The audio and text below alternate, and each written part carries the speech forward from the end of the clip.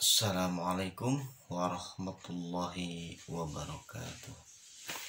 Alhamdulillahirabbil alamin wa bihi nasta'inu ala umuri dunya waddin. Amma ba'du. Puji syukur kehadirat Allah Subhanahu wa taala yang mana telah memberikan rahmat dan karunia-Nya kepada kita semua.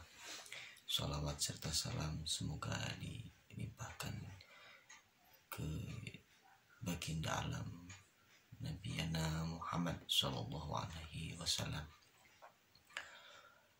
Saudara yang saya hormati dan yang dimuliakan oleh Allah, alhamdulillahirabbil alamin,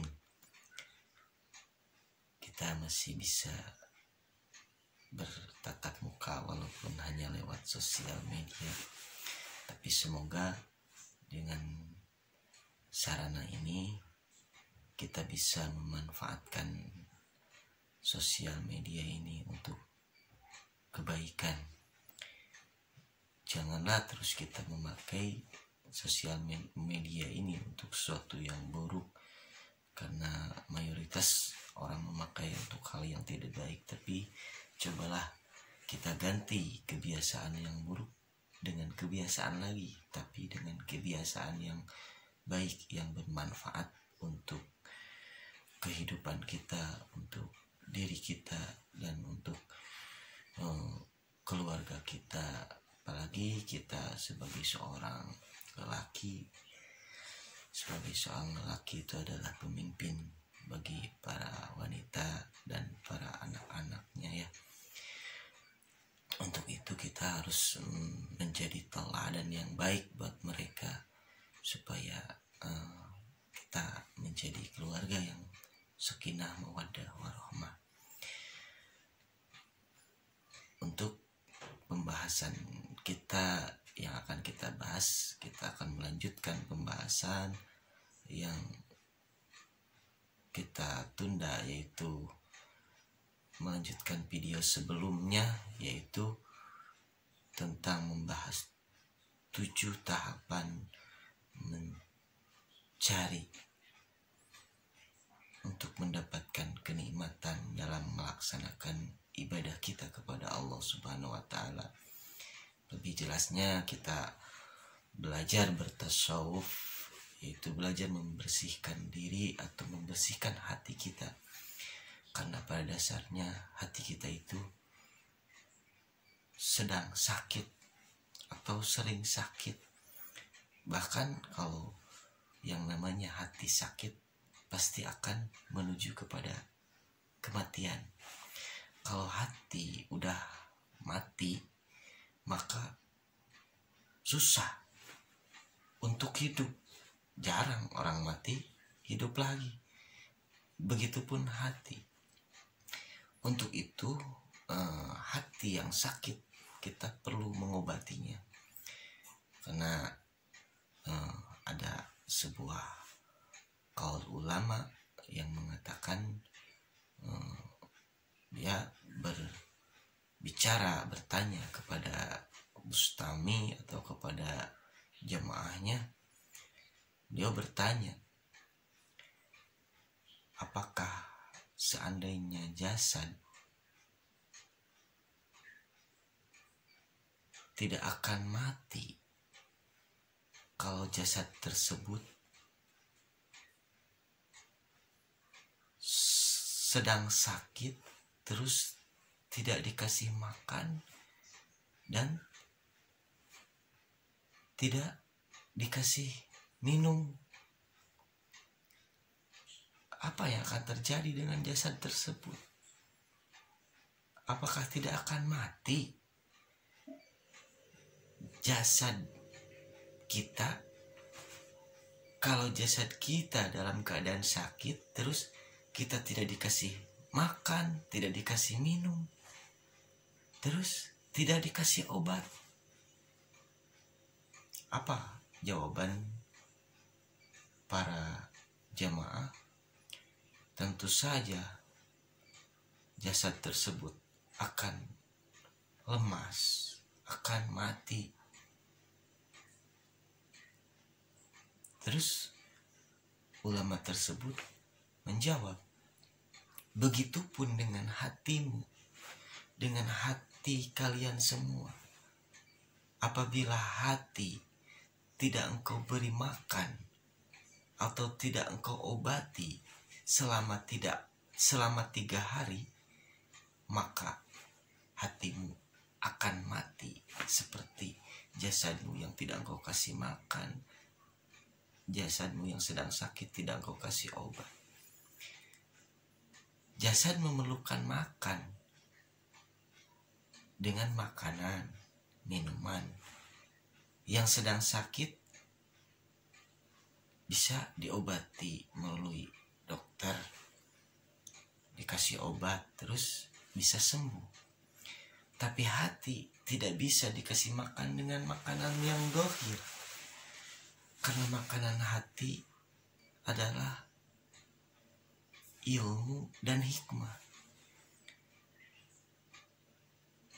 Untuk itu kita harus terus mengisi hati kita itu dengan ilmu-ilmu dan hikmah-hikmah. Ilmu adalah pengetahuan, sedangkan hikmah adalah pengetahuan yang lebih mendalam. Secara kita udah mengetahui bagaimana kita iman kepada Allah, maka dalami iman tersebut dengan hikmah tersebut. Maka akan membangunkan rohani kita. Maka akan timbul semangat dalam melaksanakan ibadah kepada Allah Subhanahu wa ta'ala.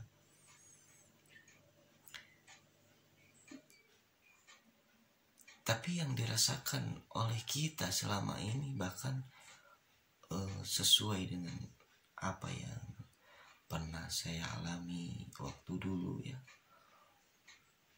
Saya pernah merasakan betapa beratnya untuk pergi ke tempat ilmu, ke majelis taklim, atau untuk berangkat ke masjid untuk melaksanakan berjamaah. Sangat berat. Apa masalahnya? Itu karena ada di dalam hati kita.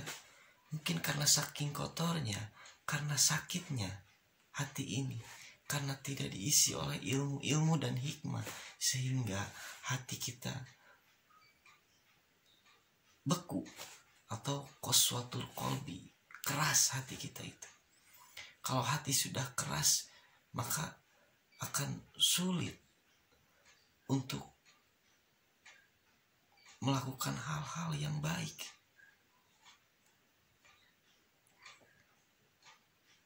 Itulah apa yang ditimbulkan dari sakitnya hati. Apalagi kalau hati kita sudah mati, maka akan bahaya untuk diri kita. Coba kita ingat seberapa keras hati kita. Dengan cara apa? Kita ingat-ingat kapan kita terakhir kita mengeluarkan air mata karena kita mengingat dosa-dosa kepada Allah Subhanahu wa ta'ala. Karena orang yang hatinya keras tidak akan bisa mengeluarkan air mata.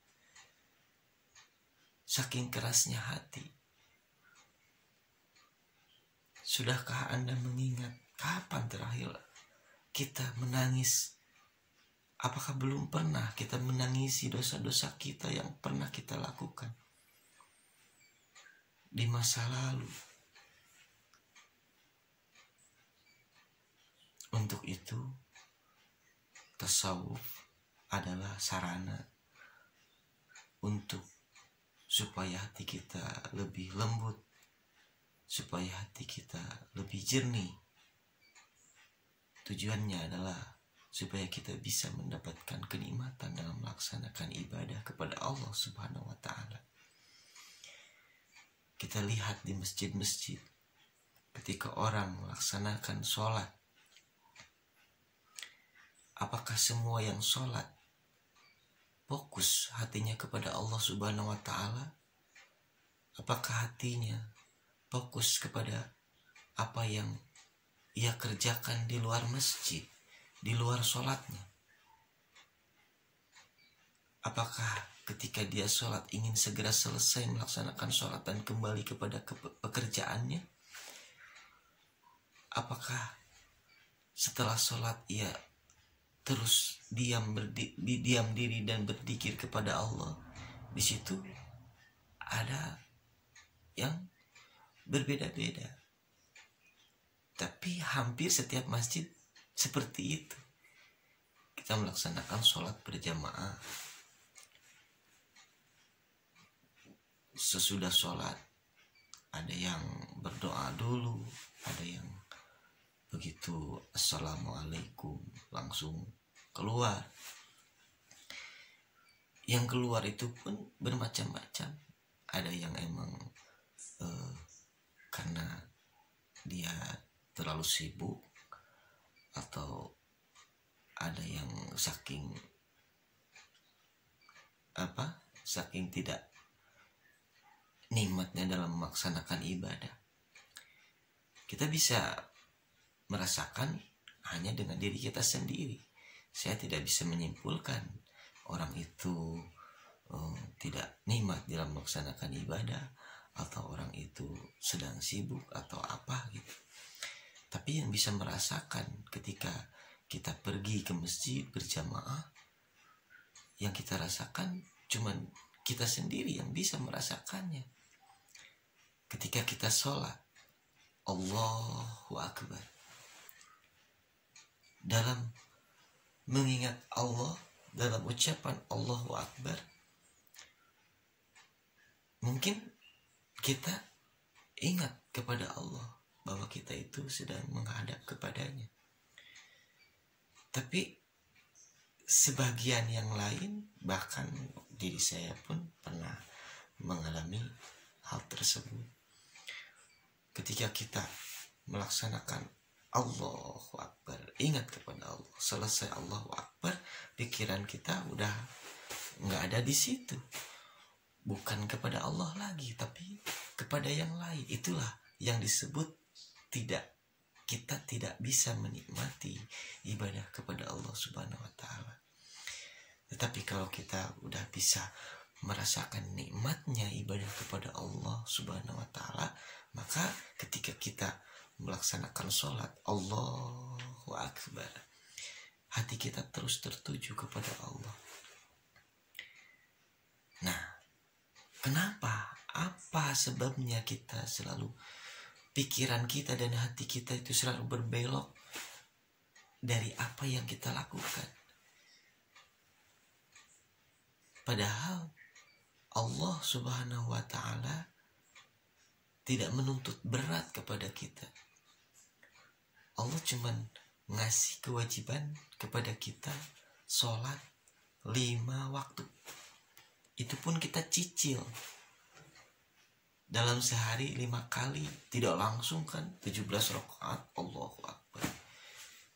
Kita cicil 4 duhur, 4 asar, dengan waktu yang berjauhan. 3 sholat maghrib, terus 4 rakaat sholat isya, dan 2 rakaat sholat subuh. Itu kan hal yang ringan sebenarnya untuk kita lakukan, tapi masih kita berat untuk melaksanakannya. Adapun yang kita sudah bisa melaksanakannya, kita belum bisa menikmati ibadah tersebut. Karena apa? Ini dia masalahnya. Teng tong. Apa masalahnya? Ini menyangkut dengan tahapan yang ketiga. Apa tahapan ketiga? Kemarin saya membahas tentang tahapan yang ke-1, yang kedua, untuk mencapai kenikmatan dalam melaksanakan ibadah kepada Allah Subhanahu wa ta'ala. Kita perlu ilmu dan ma'rifat kepada Allah Subhanahu wa ta'ala. Setelah kita tahu ilmu, tata cara untuk beribadah kepada Allah, maka kita harus tahu, harus mengenal Allah itu apa, siapa, dan kenapa kita harus beribadah kepadanya. Nah, kalau sudah itu, maka bersihkan dirimu dengan selalu bertobat kepada Allah supaya kita bisa melaksanakan ibadah. Nah, tapi tidak bisa sampai di situ. Kita harus melewati tahapan yang ketiga. Karena tahapan ketiga ini adalah hal yang dapat menghalangi kenikmatan kita dalam melaksanakan ibadah kepada Allah Subhanahu wa Ta'ala. Apa itu tahapan yang ketiga? Tahapan ketiga adalah cobaan. Kenapa tahapan ketiga adalah cobaan? Pertama, kita kan disuruh untuk berilmu. Terus yang kedua, kita harus selalu bertobat supaya kita itu selalu bersih dari segala dosa. Dan kita harus terus muhasabah atau menghisab diri gitu, supaya kita terus bisa bertobat. Kalau kita terus menghisab diri, otomatis kan di akhirat kita akan dihisab oleh Allah Subhanahu wa Ta'ala tentang apa yang telah kita lakukan di dunia ini, mempertanggungjawabkan apa yang engkau cari di dunia ini, dan untuk apa engkau hidup di dunia ini, dan akan kemana engkau pergi setelah engkau mati. Kita akan dihisab dan kita akan ditimbang amal perbuatan kita. Dan untuk menyelamatkan amal baik kita, maka kita harus membersihkan amal buruk kita. Kalau kita terus melakukan amal buruk, amal baik, amal buruk, amal baik, maka kita akan bimbang apakah kita itu banyak memiliki amal baiknya ketimbang amal buruknya, atau amal buruk kita lebih besar daripada amal baik kita. Kalau kita sering muhasabah atau menghisab diri kita, maka kita terus hisab keburukan-keburukan kita, terus kita meminta ampunan kepada Allah, maka dosa kita akan habis. Setiap hari kita tobat, maka kebaikan akan tetap berada di atas. Maka itu akan meringankan. Kalaupun kita mendapatkan tempat yang buruk nantinya, maka itu akan lebih ringan dibandingkan kita tidak pernah bertobat sama sekali. Itu akan merugikan diri kita sendiri. Jadi untuk orang yang selalu melaksanakan dosa, untuk melakukan terus bermaksiat, jangan kau berhenti untuk bertobat. Walaupun kita selalu melakukan maksiat, cepatlah engkau kembali kepada Allah dengan cara bertobat. Nah, kalau udah sampai di situ, otomatis kita kan selalu bersih. Kita udah bisa menikmati, maka berakhir sudah. Tidak sampai di situ. Ketika kita sudah mendapatkan kenikmatan dalam melaksanakan ibadah, maka di situ ada cobaan-cobaan. Karena kita hidup itu kan untuk diuji. Siapa yang lulus, maka dia akan mendapatkan rahmat Allah. Apa itu cobaan? Cobaannya apa? Ketika kita sudah bisa bertobat, terus memperbarui tobat atau sering bertobat, ketika kita sudah mendapatkan kenikmatan dalam melaksanakan ibadah, sudah bisa mendekatkan diri kepada Allah, maka kita akan tahu cara untuk melewati cobaan tersebut. Karena sebelum kita dapat melaksanakan tobat itu sendiri, maka sesungguhnya cobaan ini akan lebih dulu ada gitu. Apa itu cobaannya? Ada 4. tahapan yang ketiga yaitu cobaan. Cobaan ini terbagi dalam 4 bagian. Yang pertama, cobaan yang bisa menghalangi, menghambat dalam kita mendapatkan kenikmatan dalam melaksanakan ibadah kepada Allah Subhanahu wa taala, yaitu adalah dunia. Dunia yang kita tempati ini, dunia dan seluruh isinya, itulah cobaan yang harus kita lewati supaya kita bisa merasakan manisnya beribadah kepada Allah Subhanahu wa taala. Kenapa dunia ini termasuk cobaan? Kita buktikan dalam sebuah hadis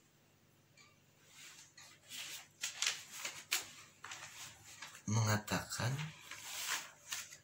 bahwa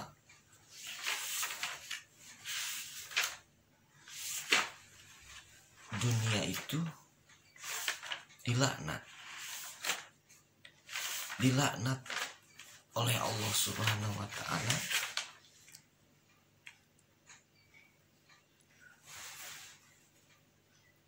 yang bunyinya begini. Qala Nabi sallallahu alaihi wasallam, ad-dunya mal'unatun mal'unun ma fiha illa aliman au muta'aliman au dzikrullah, yang artinya dunia itu dilaknat. Artinya dunia itu dibenci oleh Allah.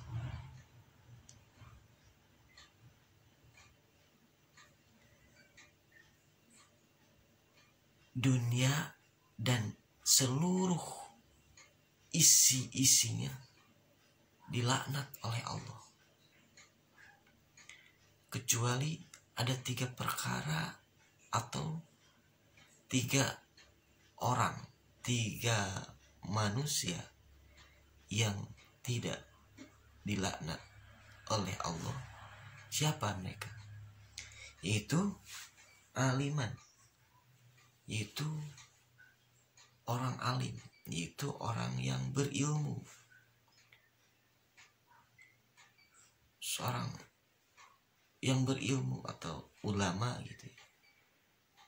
Yang kedua, muta'aliman, yaitu orang yang belajar, selalu belajar, yang mencari ilmu.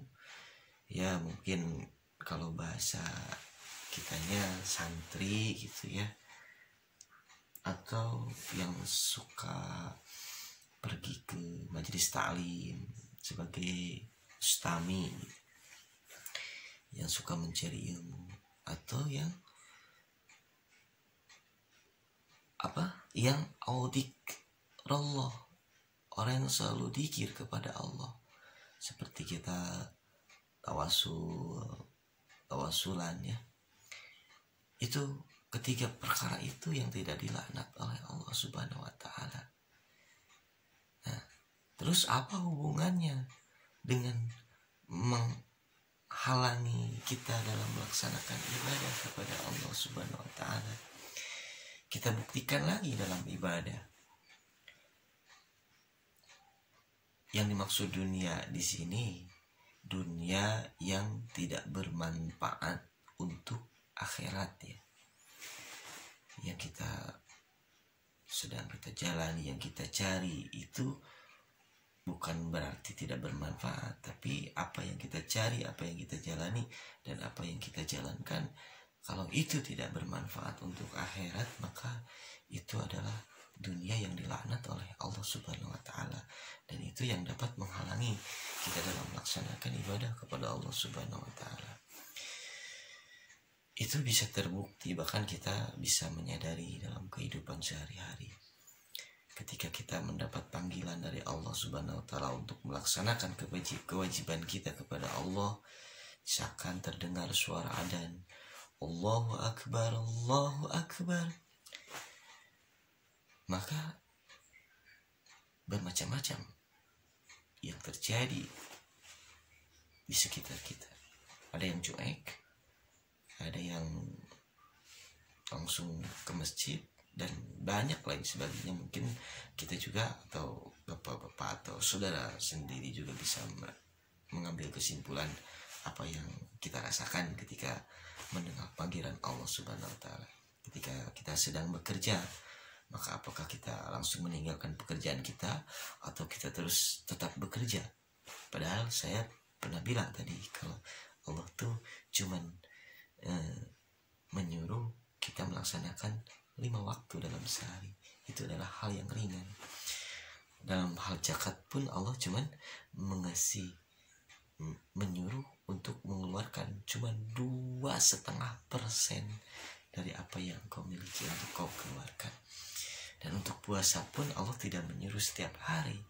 Allah cuman menyuruh 1 bulan dalam 1 tahun. Itu pun untuk kesehatanmu juga.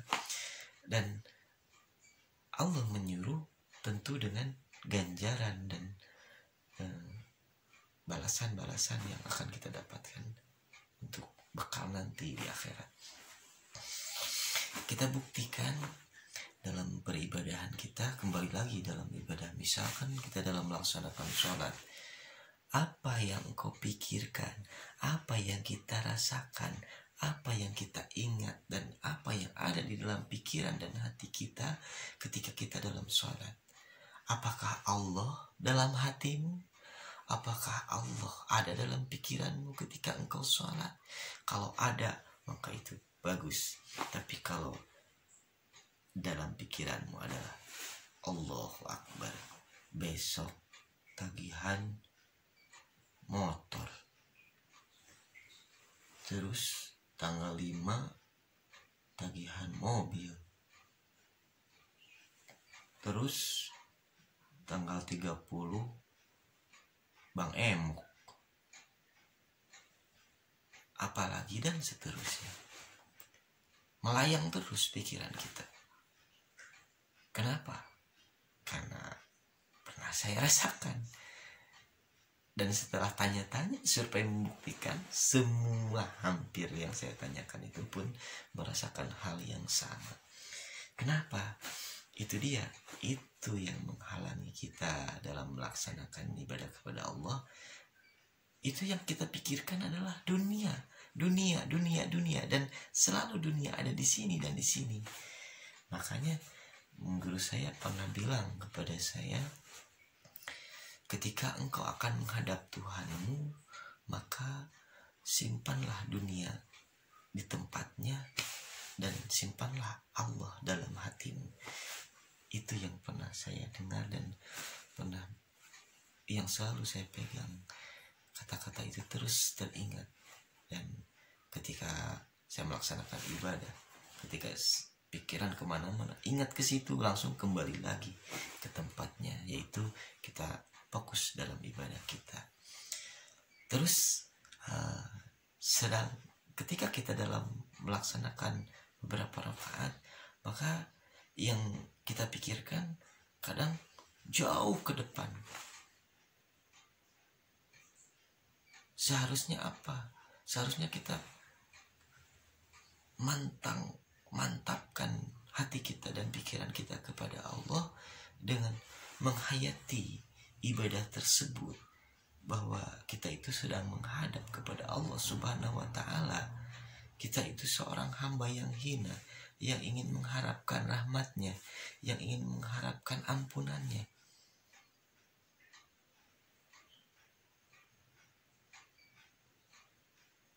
Untuk itu kita harus bisa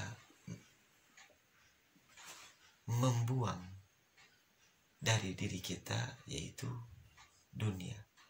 Makanya janganlah engkau menyimpan atau kita menyimpan dunia di dalam hati. Kata guru saya juga bilang, simpanlah dunia dalam genggaman genggamanmu, dan simpanlah Allah dalam hatimu. Bila engkau menyimpan dunia di dalam hatimu, maka engkau akan celaka. Apa? Banyak orang yang sukses, yang kaya, tapi dia kikir atau pelit atau tidak mau mengeluarkan zakat. Kenapa? Karena mereka menyimpan dunia itu di dalam hati mereka. Sehingga ketika datang kewajiban untuk mengeluarkan zakat yang seharusnya dia keluarkan, dia merasa ketakutan. Itulah yang disebut hatinya sakit. Ya? Sakit karena apa? Sekarang misalkan gini, kita tidak akan bisa merasakan sakitnya hati. Karena apa? Karena terlalu takutnya kita. Terlalu takut kepada apa? Ya terlalu takut kepada kesusahan di dunia ini. Takut kita salah dalam menjalani kehidupan di dunia ini. Misal, contoh orang ketakutan kalau misalkan dia melihat hantu atau pocong atau apapun yang ia takuti itu ya. Otomatis dia akan lari terbirit-birit. Terus kakinya tersandung sampai berdarah, keluar darah. Sebanyak apapun dia tidak merasakan. Karena apa? Karena saking dia takutnya. Sehingga luka yang ia derita pun tidak terasa sakit. Begitupun hati ini. Ketika kita terlalu takut dengan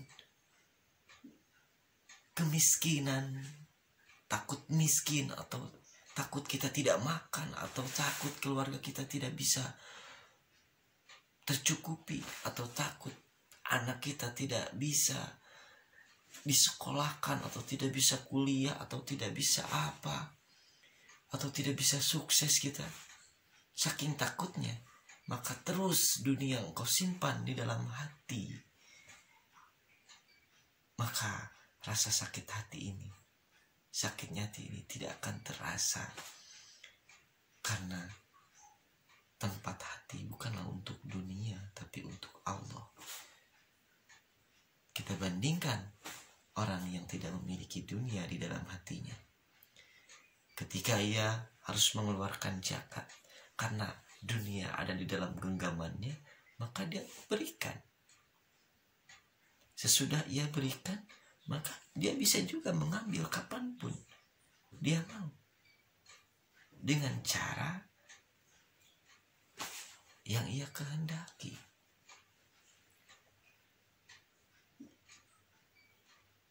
Padahal Allah sudah berfirman dalam Quran banyak sekali ya tentang supaya kita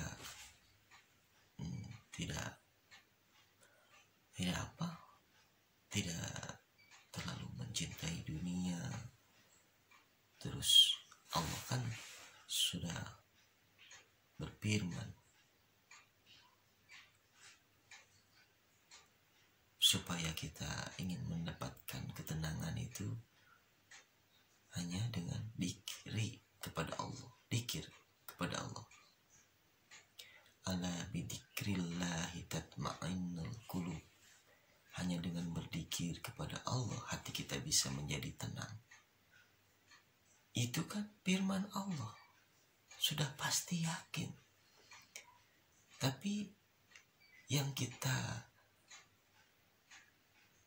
pikirkan bukan seperti itu. Yang kita lakukan bukan berzikir. Karena yang kita pikir yang bisa membuat kita tenang, yang bisa membuat kita bahagia di dalam menjalani kehidupan itu, yaitu dunia itu sendiri. Padahal dunia itu sesungguhnya membuat kita pusing, membuat kita bingung. Kenapa? Ya tadi kan saya sudah bahas. Sedikit-sedikit kita memikirkan hari esok, hari seterusnya, dan hari selanjutnya. Padahal ayat yang tadi sudah menjelaskan, Allah bidzikrillah tatma'innul qulub. Hanya dengan berzikir kepada Allah, hati kita bisa menjadi tenang.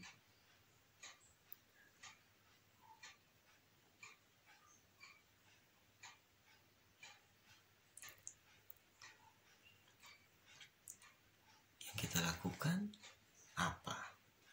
Berzikir. Kita jarang melakukan zikir kepada Allah. Kita coba zikir dalam hati kita dan rasakan ketenangannya. Nah, inilah gunanya tasawuf. Coba untuk itu